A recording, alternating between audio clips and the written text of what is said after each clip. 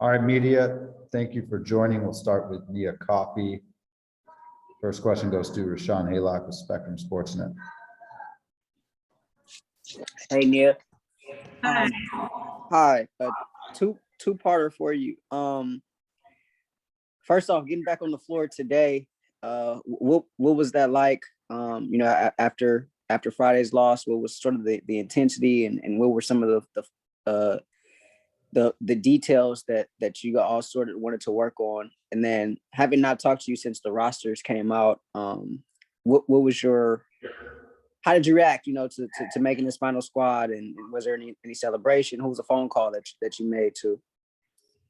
Coming today, we had video. We watched the first half of the game, and we really saw that, we started off strong. We were really active on defense, but then we let small little breakdowns kind of build up and kind of stop us a little bit from our intensity. So we really focused on putting those pieces back together, staying disciplined, staying consistent with what we're trying to do, and not allowing like our mistakes or our fallbacks to kind of get us down, and just making sure that we're just staying on the path of what we're trying to do as a team. So we did that today.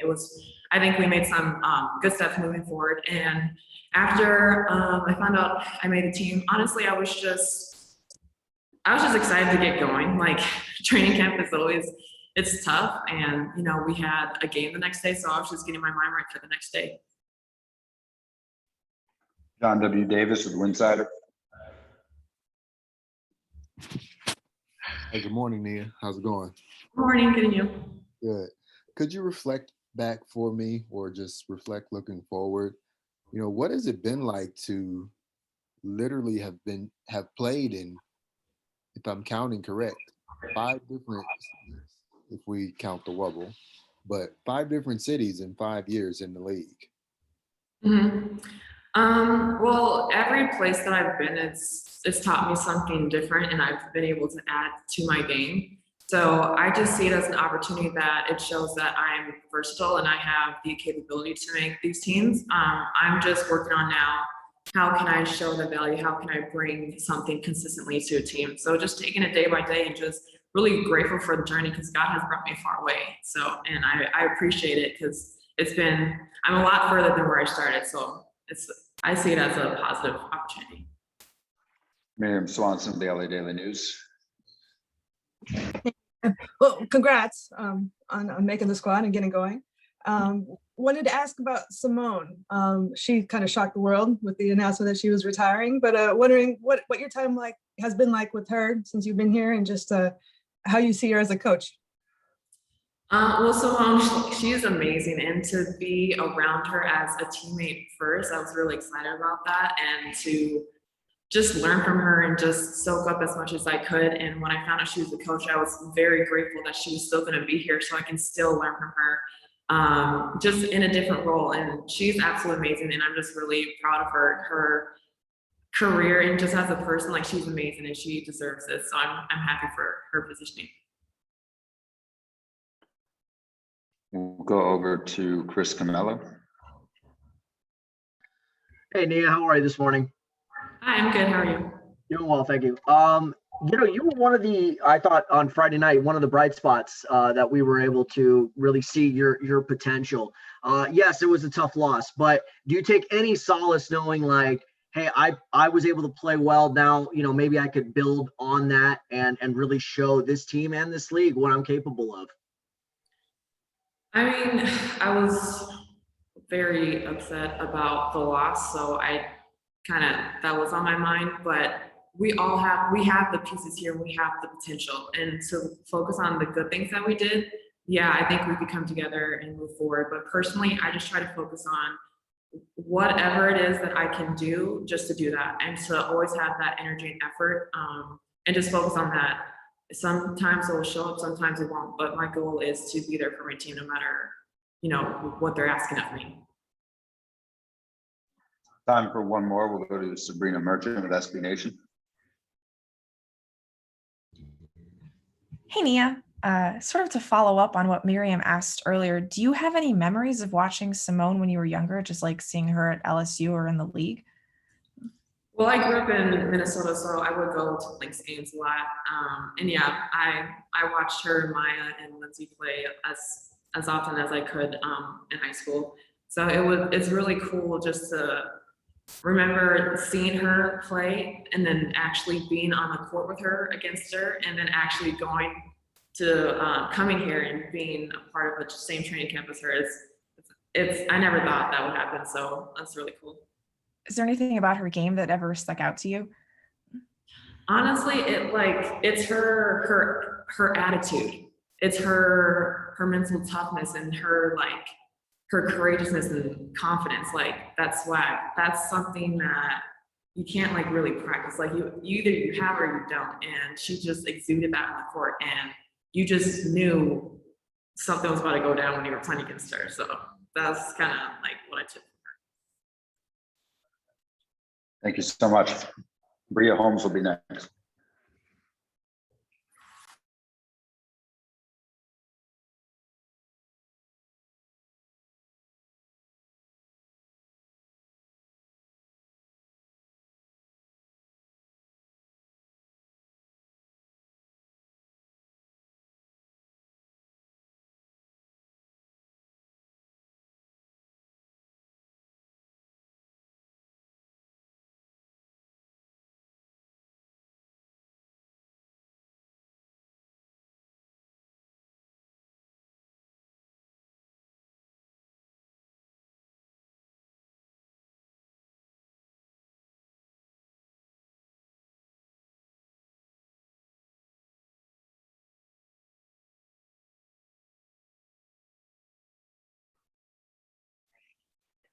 All right, questions for Bria Holmes. We'll start with Rashawn Haylock with Spectrum Sportsnet.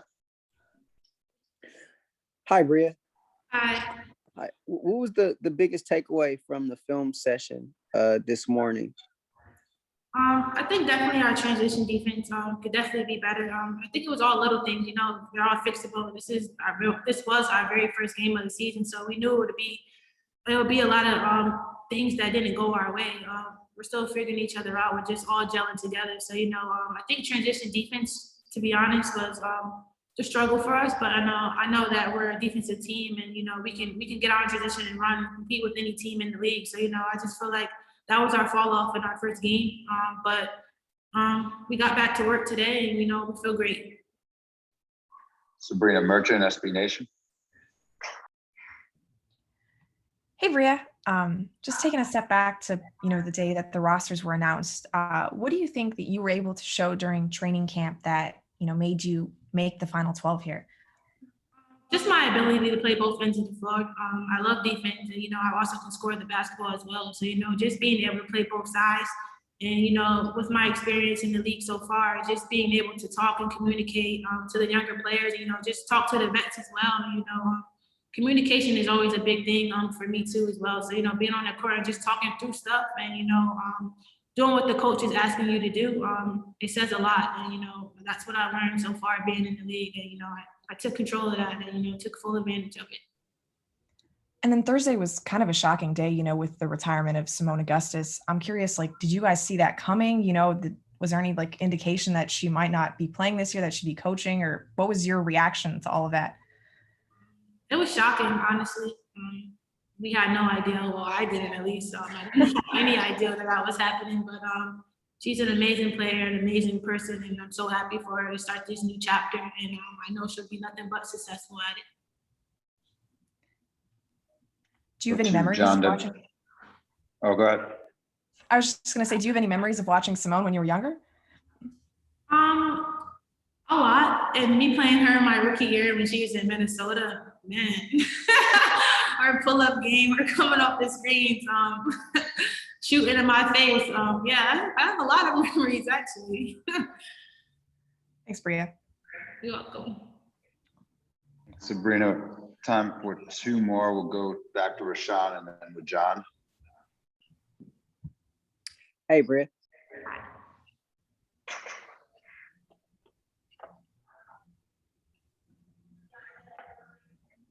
Oh, I'm sorry. Can you hear me now? Rashawn, go ahead.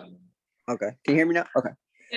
You mentioned all the things were fixable and correctable. How much of that from the other night was just first time being together, on the floor with as a group? And was there anything else perhaps that contributed to it? I think so. It was more so us just being together for the first time. All 12 of us or 11 of us that are here, just being together, and we don't know each other's strengths and weaknesses yet. This is a brand new team, honestly. So a lot of people didn't play with a lot of people last year or the year before that. So I think us just coming together and just practicing together, learning each other's strengths and weaknesses is gonna make us come out over top and correct those little things that is wrong. That was wrong in that game. Like I said, it was our very first game. This is a brand new team, so just us being able to go out there and compete was one thing, but I think, like I said, everything that happened in the game, I think is very fixable. We have great vets on this team and great leaders on this team, and I just think that that's gonna, put us over the hump. John, go ahead. When you're in a film session like that, how important is it for you to hear positive feedback as well as things that you need to improve on? It's always good to hear positive feedback, because you want to know the right things you're doing, but you also want to know the wrong things you're doing to correct for the next game, for the next practice, just to get better. That our goal is to get better each and every day. We step on the line, step on the court. So, I just feel like that film session today, we didn't want to see it, but we needed to see it to see what we need to fix and what we need to work on and get better for our next game on Friday. Thanks, Bria. Thank you.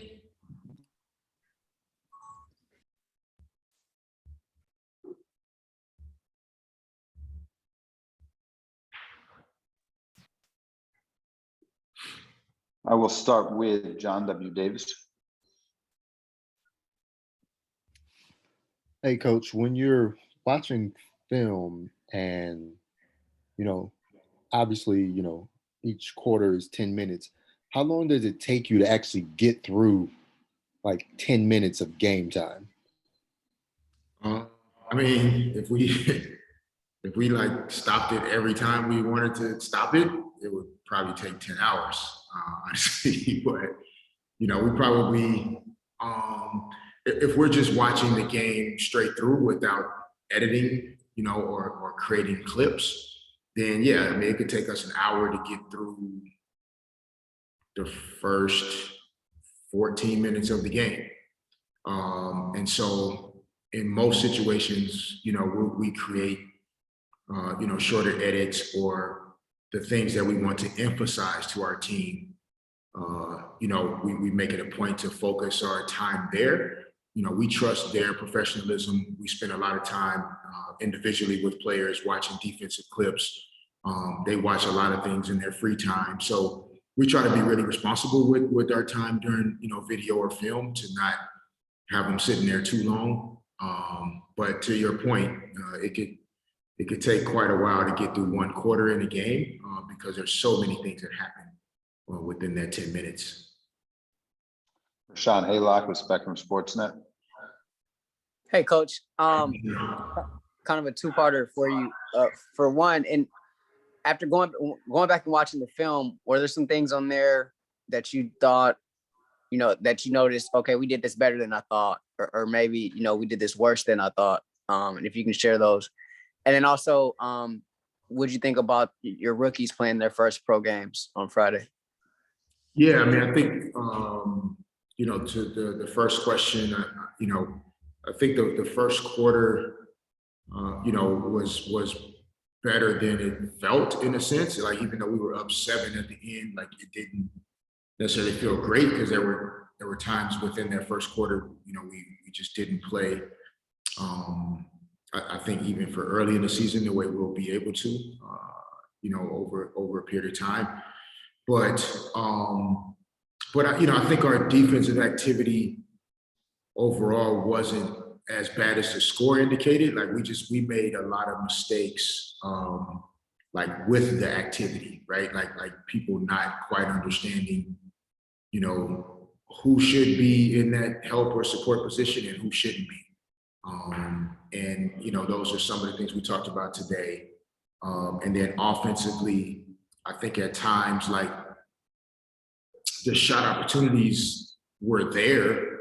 So that part was positive, but we didn't convert as well as we need to, whether it was a transition opportunity or even, as we were trying to execute things offensively. Our biggest problem is going to be overactivity on the offensive end. Trying to help players understand how important spacing is and not playing in the crowd is really vital, to any success we want to have going forward. So those would be areas of focus, defensively understanding our responsibilities and offensively making sure we're spaced. To our first year players, they all have moments where, they looked like, they kind of understood what they were doing, and then other times where, not so much, but that, we're not surprised by that. I thought both Arella and, Jasmine had some bright spots. But it's tough, like with, Arella, basically no preseason scrimmages or games. Jasmine played obviously in the preseason scrimmages, but it's still different when you talk about a regular season WNBA game that counts. It's just a different feeling. So, I think they'll be better as time goes on, and, they're looking forward to getting back out on the court on Friday night. Go to Carolyn Peck. Hey, Derek, how nice is it to have two Agumekes available on the court for you this season? Yeah, no, it's a blessing. It really is, and they're so vital to what we do on a daily basis. And as we get better and improve over time, they're going to be in the middle of everything for us, offensively and defensively. Their leadership, the energy and intensity and passion that they compete with on a daily basis. They're, even as accomplished as they are, they still enjoy coming to practice and getting better. And that helps to raise, the competitiveness and the passion for everybody else when you see both Shanae and Nneka, intentional and purposeful about what they're doing out on the court. So it's great to have both of them back. Shanae was really impressive for, still working her way back from, being out last season. And, we're excited about getting better as we move forward. And to your point, both sisters are going to be really vital to our success. Anne-Marie Anderson. Hey, Derek. Following up on Carolyn's question in terms of Chene, she obviously said she was working out as much as possible during the year that she was sitting out. I'm wondering kind of what you're seeing from her. Were there any improvements to her game? Is there anything that you're waiting for her to catch back up on? Yeah, I mean, just for her to be where she is at this point is unbelievably impressive. We see her on television, on the court. We see her on television, off the court, with all the opportunities and the platforms that she's built and created for herself. But, most of us don't see how hard it is to do everything that she's doing, and to still, be able to go out on the court and perform well. It just says a lot about, who she is. And so, I think it'll continue to take time for, her conditioning in terms of, how many minutes she can play, because she plays so hard. Like, it's going to be difficult for her to play big minutes, right away. But, I think that from what we saw Friday night, she might be more ahead than even we think. Like, she really did a lot of good things. And, I think she's gotten more comfortable offensively with what she is capable of doing on that end of the floor. And she's always been one of our best, backside defenders and rebounders over the last, couple of years since she's been here. So, I think Shanae's going to get better as the season goes on. And if we can help her manage, her energy and her health overall, we look for her to have a big season. Time for just two more today. We'll go to Chris Camella with Nightcast Media and with Sabrina. Hey, Derek, how are you this morning? I'm good, Chris. How are you? I'm doing well. I just wanted to get your reaction, assuming you saw the Hall of Fame enshrinement this weekend for your old friend and teammate Kobe Bryant and the impact he had on the league. You got to see his whole career, and I just wanted to kind of get your reaction to him being enshrined and the impact he has on the NBA as well as the WNBA. Yeah, I have not gotten a chance to see the ceremony itself. And yeah, I mean, we had a couple team activities that we were focused on at that time. So I haven't gotten a chance to see it, but I think anytime I think about,